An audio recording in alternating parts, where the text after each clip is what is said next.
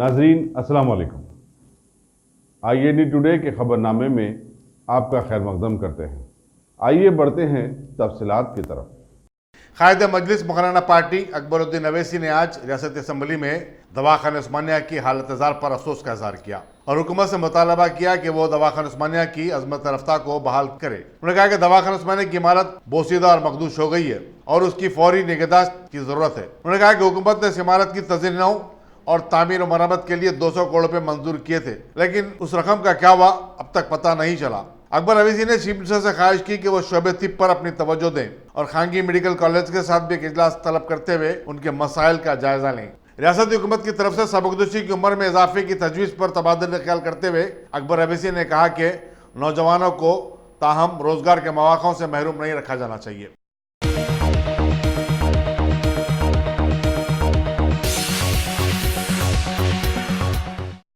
हैदराबाद के हज कैंप से आज़मीन हज का पहला काफिला आज जल्द सुबह मदीना मुनव्वरा के लिए रवाना हुआ। शहर के 3 आज़मीन के बशमूल इस जत्थे में हैदराबाद कर्नाटक के 423 आज़मीन शामिल थे जो हैदराबाद एम्बार्कमेंट पॉइंट से रवाना होना चाहते थे। सदर-ए-नशीन हज कमेटी मसूलुल्लाह खान ने झंडी दिखाकर इन आज़मीन की बसों को शमशाबाद के राजीव गांधी इंटरनेशनल एयरपोर्ट के लिए रवाना किया। तलबी की गूंज में आज़मीन के बसों में सवार होते वक्त उनके अजीज व अकारिब ने उन्हें पुरनम आंखों से विदा किया। मसूलुल्लाह खान ने मीडिया को बताया कि हैदराबाद एम्बार्कमेंट पॉइंट से जुमला 8,430 आज़मीन हज रवाना होंगे। इनमें 4,780 का ताल्लुक तेलंगाना से है, माबकी का ताल्लुक कर्नाटक और महाराष्ट्र से है। तेलंगाना के आज़मीन हज की रवानगी का सिलसिला 26 जुलाई से शुरू होगा और आखिरी फ्लाइट 4 अगस्त को रवाना होगी। उन्होंने बताया कि हर फ्लाइट में 420 मुसाफिरीन की गुंजाइश है।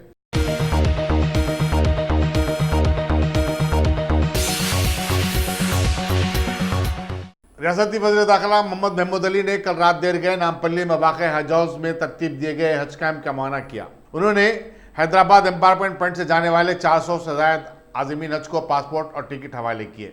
बाद मीडिया से बातचीत करते हुए महमूद अली ने हज कैंप के लिए किए गए इंतजाम पर इत्मीनान का इजहार किया और कहा कि इस साल आज़मीन के लिए अच्छे से अच्छे इंतजाम किए गए हैं। वज़ीर दाखिला की आमद पर हज कमेटी के सदर-ए-नशीन मसूलुल्लाह खान के अलावा अरकान हज कमेटी और मुख्तलिफ महकमों के अहदेदारों ने उनका इस्तकबाल किया।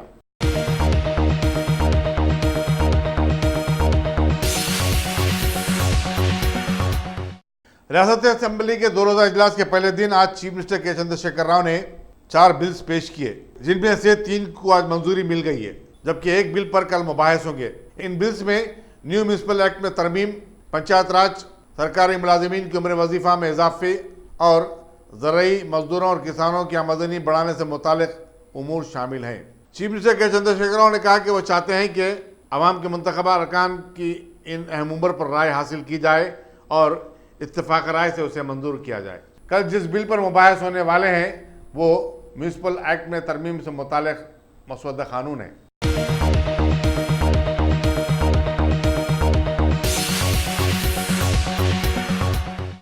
बीजेपी के रुकन असम्बली राजा सिंह ने आज रियासती असम्बली में दवाखाना उस्मानिया की नागफ्ता हालत के बारे में कायदे मजलिस अकबरुद्दीन अवैसी की बिलवास्ता तायद करते हुए हुकूमत से मुतालबा किया कि वह दवाखाना उस्मानिया को दरकार इंफ्रास्ट्रक्चर और स्टाफ फराहम करने के फौरी इक़दाम करे।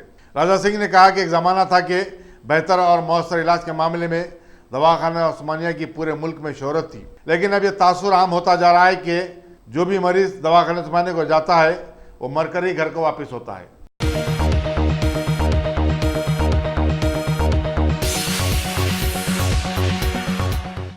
इनाम में कार मिलने के लालच में अतापुर के पास PV नरसिम्हा राव एक्सप्रेसवे से कुछ जाने की कोशिश करने वाले एक नौजवान को वहां से गुजरने वालों ने नाक बचा लिया। इस नौजवान ने कहा कि उसे किसी ने बताया था कि पुल से गिरने वाले और जिंदा बच जाने वाले को नरेंद्र मोदी एक स्कॉर्पियो कार इनाम में देने वाले हैं।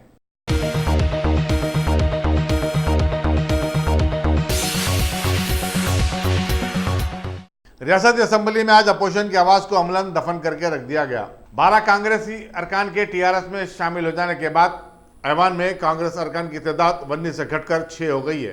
अपोजिशन कायद भट्टी विक्रमा को आज कुछ बोलने का मौका ही नहीं दिया गया।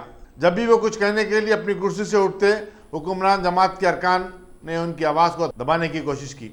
दूसरी तरफ स्पीकर ने भी उन्हें आप बैठिए कहकर बिठा दिया।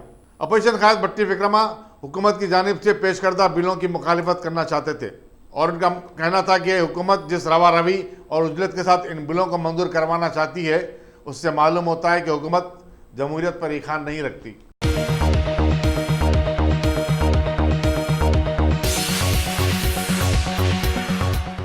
कायदा मजलिस मौलाना पार्टी अकबरुद्दीन अवैसी ने रियासत के किसानों की खुदकुशी के वाक़यात पर गहरे तासुब का इजहार किया और हुकूमत से मुतालबा किया कि वह ऐसे वाक़यात की रोकथाम के लिए अमली इक़दाम करे।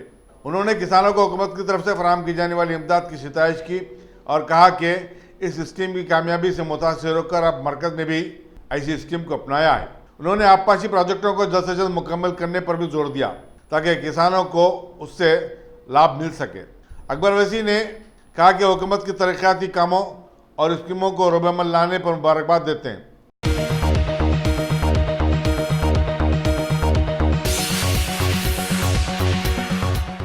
चीफ मिनिस्टर के चंद्रशेखर राव ने आज राजभवन में रियासती गवर्नर ESL नरसिम्हन से मुलाकात की। राजभवन के जराये ने इस मुलाकात को खैर सगाली करार दिया। ताहम चीफ मिनिस्टर के करीबी जराये का कहना है कि चंद्रशेखर राव ने रियासती असम्बली में जो 4 बिल्स पेश किए हैं उनके बारे में गवर्नर को तफसीलात से वाकिफ करवाया।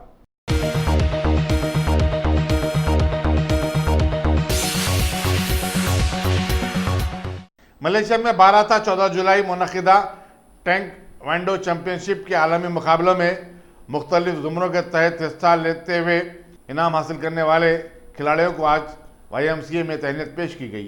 Secretary YMCA Narayanguda doctor BJ विनय स्वरूप ने बताया कि इन मुकाबलों में 6 लड़कियों और 11 लड़कों ने जुमला 17 मेडल्स हासिल किए।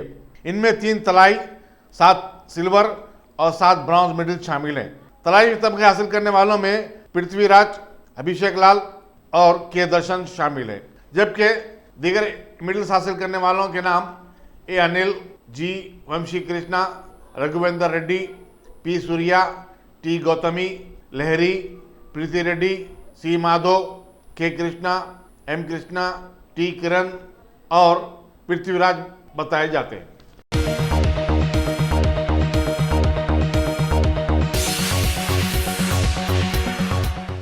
मुंबई के क्लब में इस साल न्यू ईयर का जश्न मनाने का वीडियो वायरल होने के बाद वज़ीर दाखिला मोहम्मद महमूद अली के पोतरे फुरखान अली का एक और वीडियो टिकटॉक पर धूम मचा रहा है, जिसमें उन्हें बज़ाहिर एक सरकारी टोयोटा कार के बानट पर सवार देखा जा सकता है, जबकि उनका कोई दोस्त ये कहते हुए सुना गया कि AIG अपन के भाई से तमीज़ से बात करने का, ज़्यादा ज़बान चलाई तो काट के रख दूंगा। वीडियो में वज़ीर दाखिला का एक गनमैन कार के अगली हिस्से में भी देखा गया। ये मालूम नहीं हो सका कि मज़कूरा वीडियो कब और कहां रिकॉर्ड किया गया।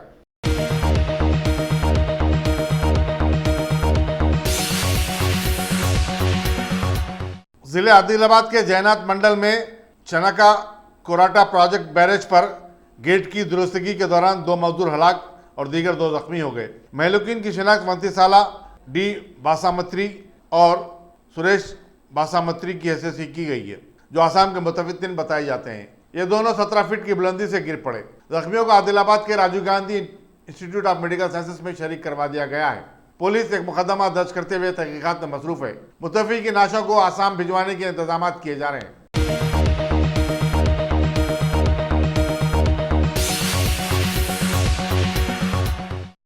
रियासती असम्बली में कांग्रेस के कायद मल्लू भट्टी विक्रमाका ने TRS पर जमहूरी इक़दार को पामाल कर देने का इल्जाम आयद किया।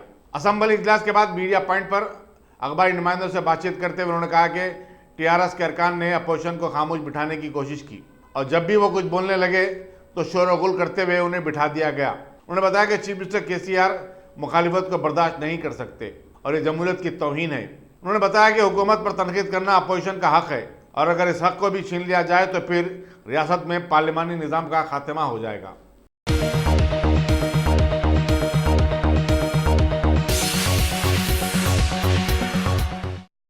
मुल्क में मॉब लिंचिंग के वाक़यात पर गहरी तशवीश का इज़हार करते हुए जमीयत उलमा की जानिब से 5 अगस्त को दिल्ली में एक बड़ी रैली मुनक़्क़िद होगी। जमीयत उलमा तेलंगाना, आंध्रा और रायलसीमा के सदर हाफिज़ पीर शब्बीर अहमद साबिक़ MSc ने इन तीनों इलाक़ों के जमीयत अरकान के इजलास के बाद मीडिया को ये बात बताई। उन्होंने बताया कि इस रैली का मकसद मुसलमानों में शऊर की बेदारी और हुकूमत पर ऐसे वाक़यात की रोकथाम के लिए ज़रूरी इक़दामात करने पर जोर डालना है। उन्होंने कहा कि BJP के दौर में मुसलमानों को तशद्दुद का निशाना बनाया जा रहा है और मनाफरत का माहौल गर्म किया जा रहा है। ऐसे में जमीयत उलमा अमन व अमान की फिजा की बहाली के लिए कोशिश करेगी।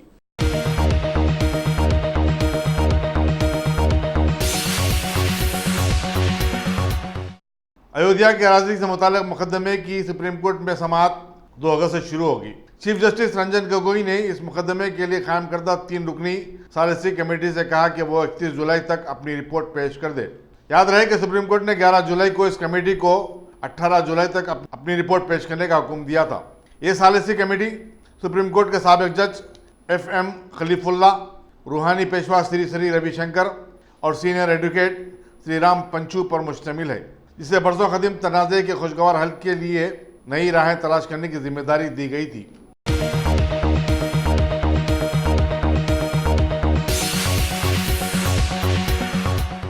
कांग्रेस की जनरल सेक्रेटरी प्रियंका गांधी ने आज शुमाली हिंदुस्तान और शुमाली मशरकी इलाकों में सैलाब की सूरत हाल पर गहरे अफसोस का इज़हार किया और कहा कि वो मुसीबत की इस घड़ी में इन रियासतों के अवाम के साथ खड़ी हैं। इंसानी जानों और माल के नुकसान पर उन्हें काफ़ी दुख है। एक ट्वीट के जरिए प्रियंका गांधी ने पार्टी कारकुनों से कहा कि वो राहत और इमदाद के कामों में हुक्काम के साथ ताउन करें।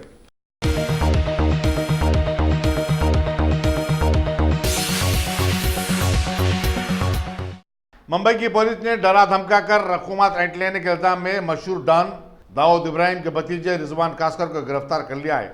रिजवान को मुंबई के एयरपोर्ट पर उस वक्त गिरफ्तार किया गया जबकि वो दुबई फरार होने की कोशिश कर रहा था। याद रहे कि मुंबई में बम धमाकों में मुलविस दाऊद इब्राहिम फिलवक्त पाकिस्तान में है और दुबई में उसके कारोबार फैले हुए हैं।